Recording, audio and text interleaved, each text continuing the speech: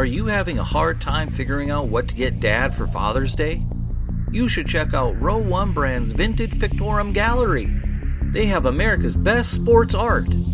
With over 7,200 historic sports prints, you're assured to find something unique for Dad this Father's Day. Instead of a boring old tie, get him a historic baseball photo taken by Henry High Sandham at the historic Polo Grounds Stadium in New York City during the 1894 Temple Cup. Or, if he's an NFL buff, check out the 1963 vintage NFL poster. These are so good looking that you'll be amazed how they turn out. Shop now at sportshistorynetwork.com/row1 and save 15% off your order. This podcast is part of the Sports History Network, your headquarters for the yesteryear of your favorite sport. You can learn more at sportshistorynetwork.com.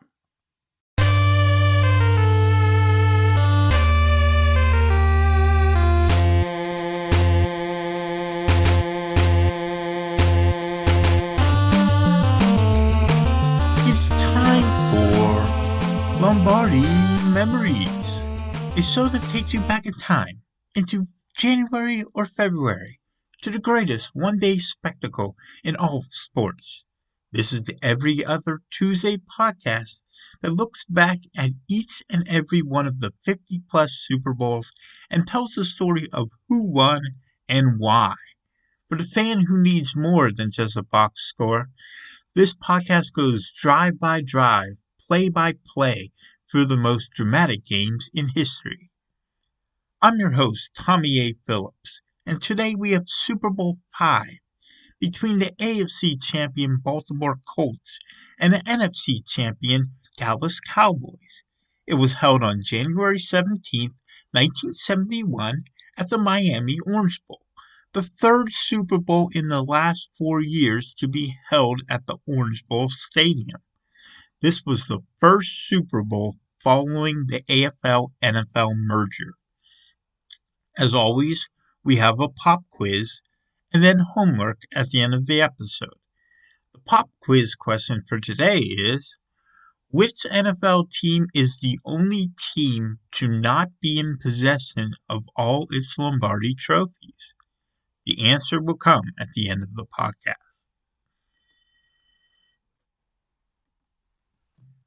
When the NFL and AFL merged in 1970, there were 16 NFL teams and only 10 AFL teams.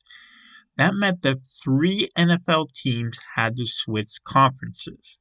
The Baltimore Colts, Cleveland Browns, and Pittsburgh Steelers agreed to be those 3 teams.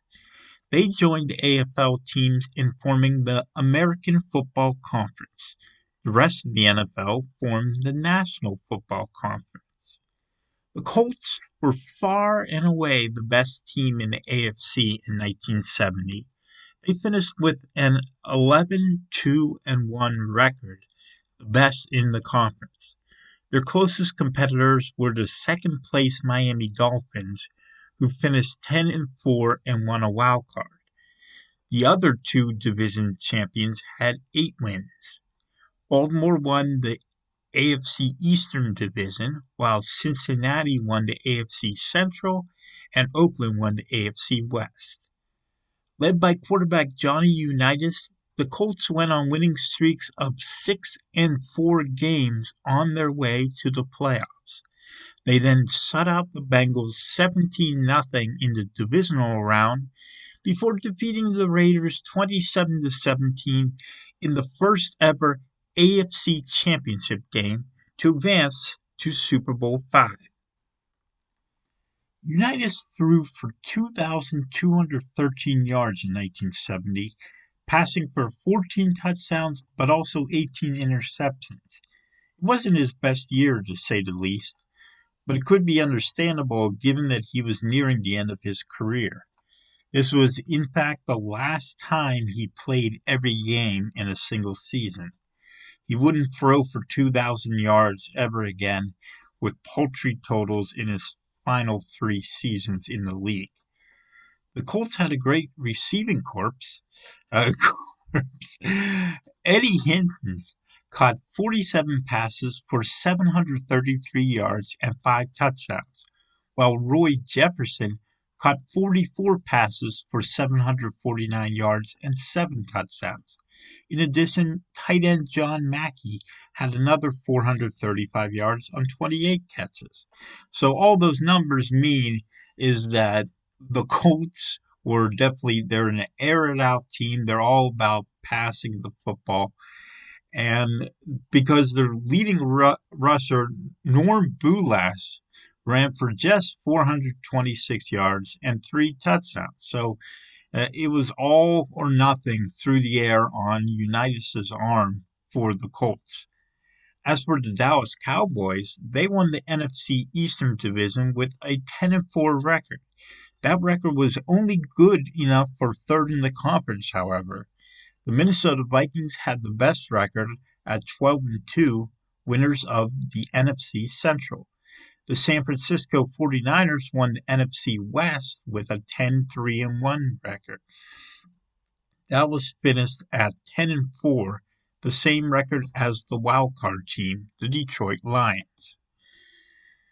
But the Cowboys had a punishing defense, so much so that they played one of the most unique games in NFL history against the Lions in the divisional round. They defeated Detroit by the final score of 5-0.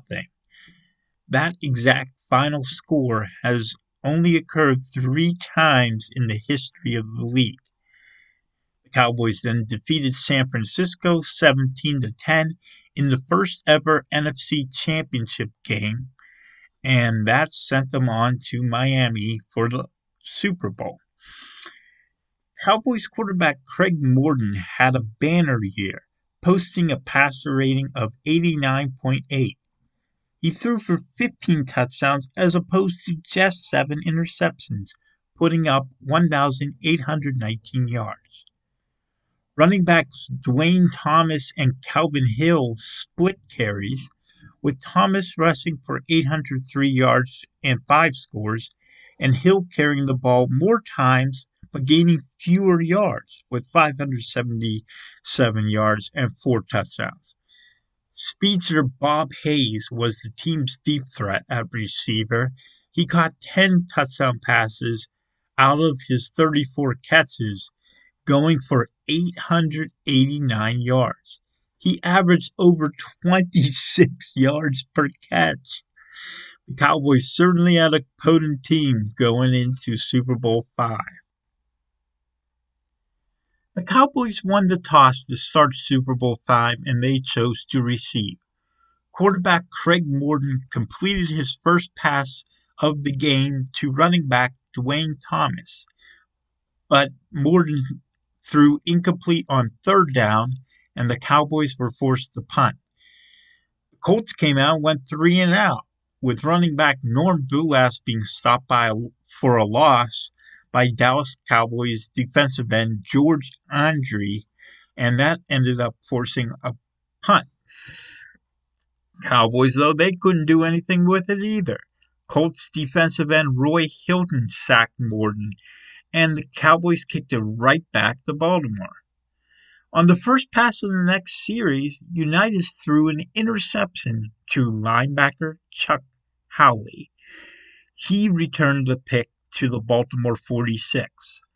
But the Cowboys couldn't score off this turnover because on second down they got called for holding well behind the line of scrimmage, and that made it a 3rd and 33 situation, so they ended up having to punt again.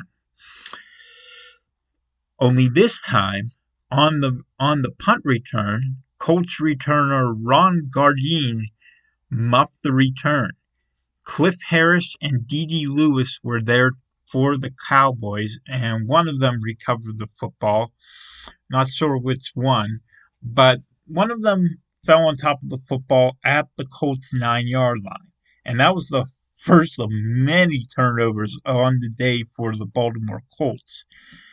However, after Thomas ran for a 4-yard gain, the Cowboys could not punch it into the end zone. So they settled for a 14-yard field goal by kicker Mike Clark to go up 3-0. Yes, 14 yards because you remember that the goalposts were on the goal line at the time. The Colts went 3 and out on their next drive as well. The Cowboys took over after punter David Lee's kick went for a touchback.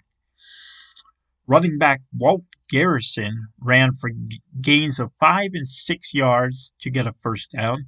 Then Morton threw a screen pass to running back Dan Reeves, and he got a first down all the way to the 47-yard line. And then this is where the deep threat Hayes came into play. He caught a long bomb from Morton down at the Baltimore 13-yard line, and then the Colts got called for roughing the passer on the play. So now the Cowboys were all the way down to about the 6-yard line. But on the next 3 plays, they lost yards on 2 of those 3 plays, including an intentional grounding call on Morton. So they settled for a 30-yard Clark field goal to go up 6-0 as the second quarter got underway.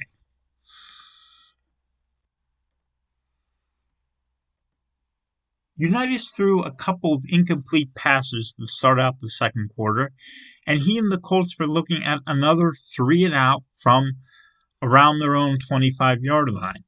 But that's whenever the Colts got a little bit of luck. Unitas threw a pass to Hinton, and he tipped the pass before Dallas defensive back Mel Renfro's hand just grazed the ball. And then tight end John Mackey caught the deflected pass and went 75 yards for a touchdown, the longest pass in Super Bowl history at the time. If that pass had just hit Hinton's hand and not Renfro's, it would have been ruled an incomplete pass, as NFL rules at the time prohibited 2 receivers from touching the ball on the same play, back-to-back. But because in between the ball had hit Renfro's hand, that meant it was a legal catch for John Mackey, and it counted as a touchdown. However, on the extra point by kicker Jim O'Brien, Cowboys defensive back Mark Washington blocked it, and the Colts could not take the lead. The game was tied at 6. The next 3 drives all ended in punts, with neither team getting a first down. When Baltimore got the ball back a second time, Unitas had the ball knocked out of his hands by Howie. Defensive tackle Jethro Pugh fell on top of the loose ball for Dallas. Set up at the Baltimore 29, Thomas ran for 5 yards, and Morton threw to Reeves for a first down at the 7. Morton then went play action to Thomas on a pass for a 7-yard touchdown, and the Cowboys took a 13-6 lead. Unitas had his next pass tipped and intercepted by linebacker Leroy Jordan. However, that would be wiped out because there was a pass interference call on defensive back Herb Adderley, so it didn't count. But how about this?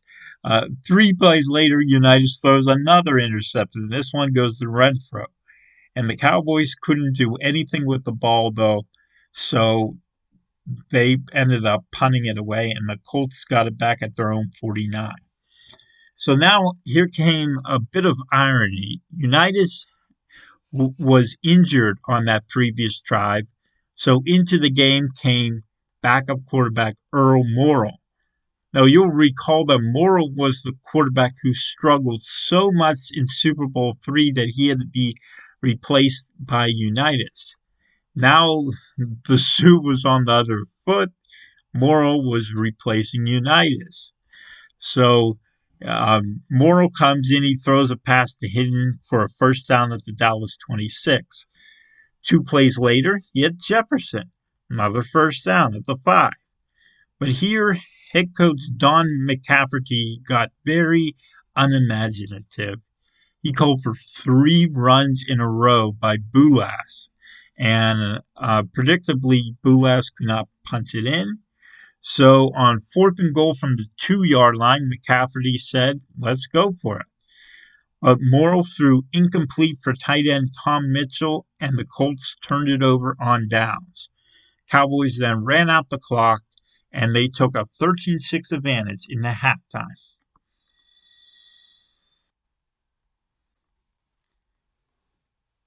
The opening kickoff of the third quarter spelled disaster for the Colts. Returner Jim Duncan fumbled it, and the Cowboys recovered it.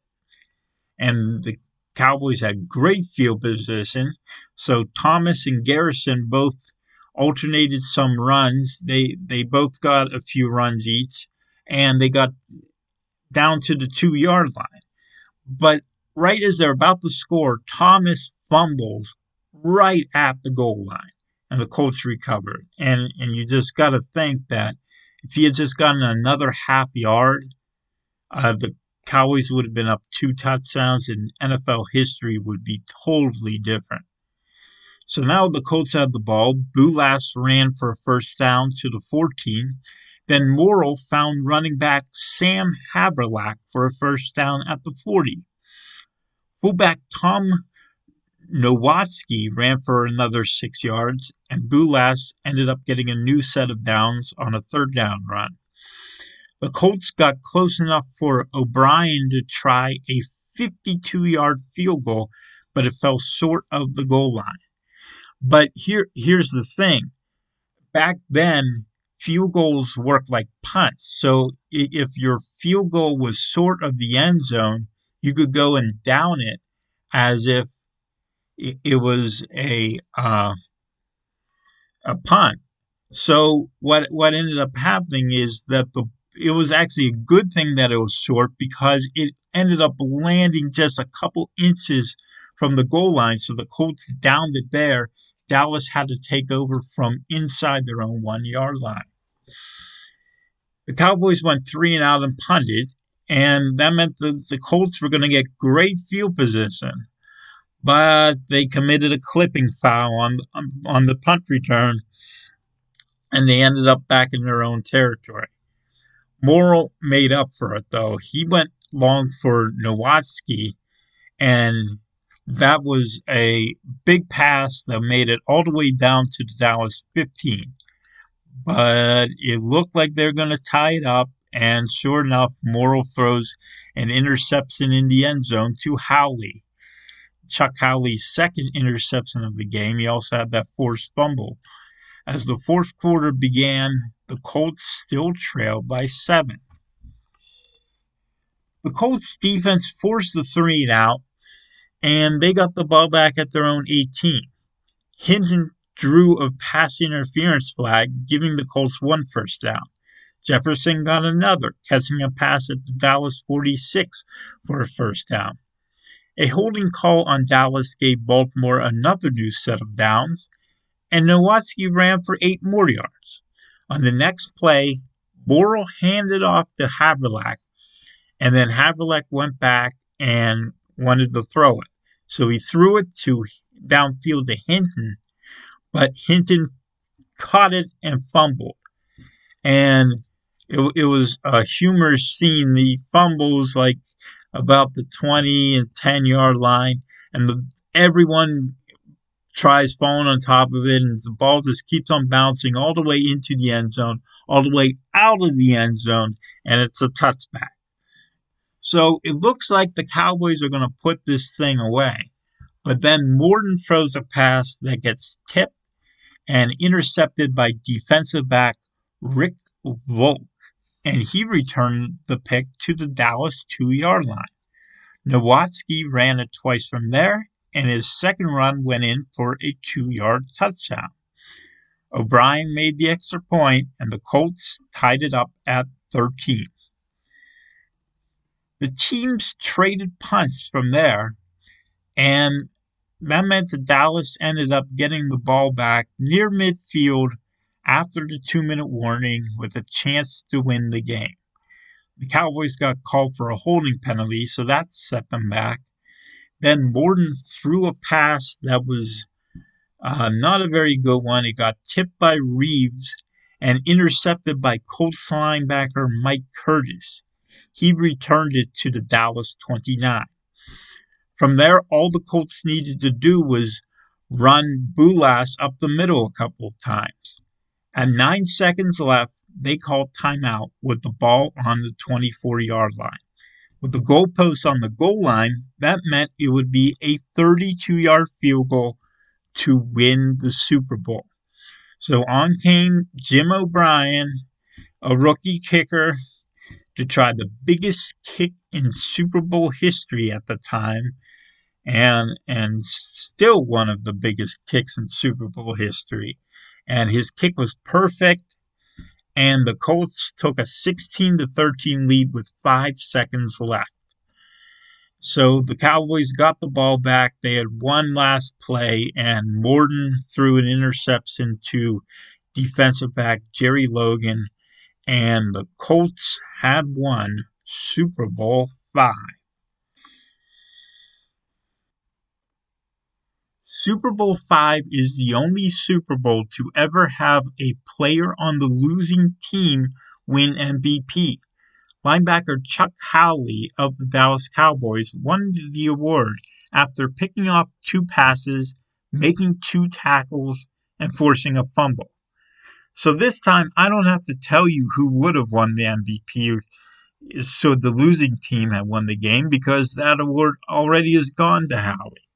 But I can tell you which player on the winning team deserved MVP, and that would have to be Tom Nowatzki. He ran for 33 yards and a touchdown while also catching a key 45-yard pass. It wasn't a great day for the offenses on either side, but he was probably the best player on the Colts on this day. A runner-up, though, for this award would have to be O'Brien for making that clutch kick. Who was the least valuable player of this game? I hate giving these out, but sorry, I got to give it to Craig Morton, the quarterback of the Dallas Cowboys. He threw 3 interceptions all in the fourth quarter, and his passer rating was a putrid 34.1. And, everyone was turning the ball over left and right in this game. Baltimore turned it over 7 times and committed 4 penalties. Dallas turned it over 4 times, committed 10 penalties. But Morton's turnovers ended up being the most costly ones. Who was the best player in this game that you've never heard of? How about defensive back Rick Volk? He made the interception late in the game that set up the game-tying touchdown. Without his pick, the Cowboys could have run down the clock and maybe won the game by a 13-6 margin. But Volk's interception set up the Colts to score near the goal line, and then they tied the game on a touchdown run.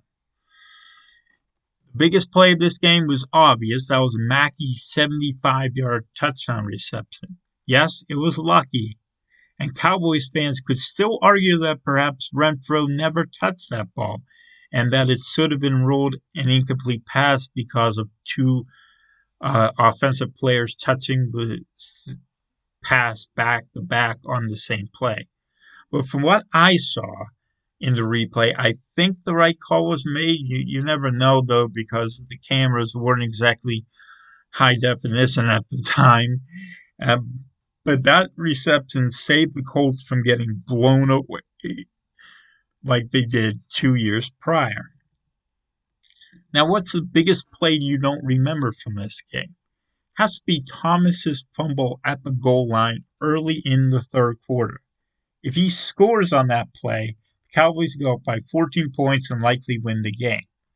Then the Cowboys are 6-time Super Bowl champions and still hold a share of the lead in the Lombardi Trophy race. And believe me, we'd be hearing from Cowboys fans for years and years and years to come if they won this game. But instead of that, the city of Baltimore got the Lombardi Trophy.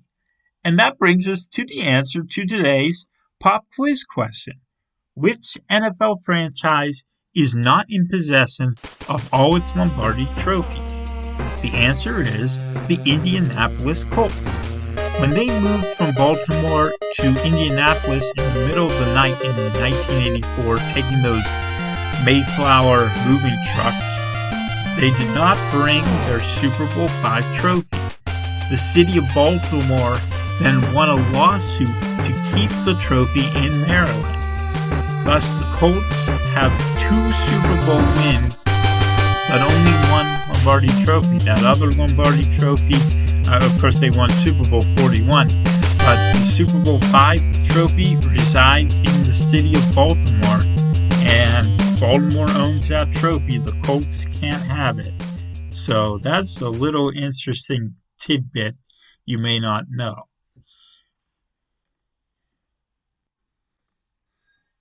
Finally, I'm giving you some homework.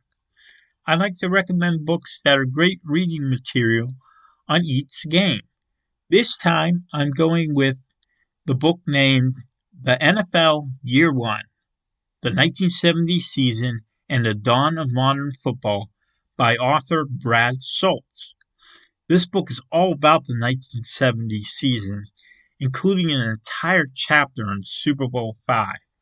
You really ought to read it if you want to learn about how things got started right after the AFL-NFL merger in pro football. So, 2 weeks from now, we are going to have Super Bowl VI, where the Dallas Cowboys, with the nickname of next year's champions, are going to try to finally make it this year's champions as they take on Don Shula's Miami Dolphins in the first of 3 straight Super Bowl appearances for the Fins. Until then, this is Tommy A. Phillips signing off. So long. We here at the Sports History Network proudly partner with 26 podcasts, all revolving around the history of sports. But did you know that many of our hosts were sports history authors way before they started their shows? It's true. We've got Joe Ziemba, host of When Football Was Football, Joe Zagurski, host of Pro Football in the 1970s, Mark Morthier, host of Yesterday Sports, Tommy Phillips, host of Lombardi Memories, and Scott Adamson, co-host of From the 55-Yard Line. All these authors have many books for you to choose from. To check them out, go to our website at sportshistorynetwork.com/sportshistorybooks. Pick up your copy today. Soundtrack provided by Kevin MacLeod of filmmusic.io.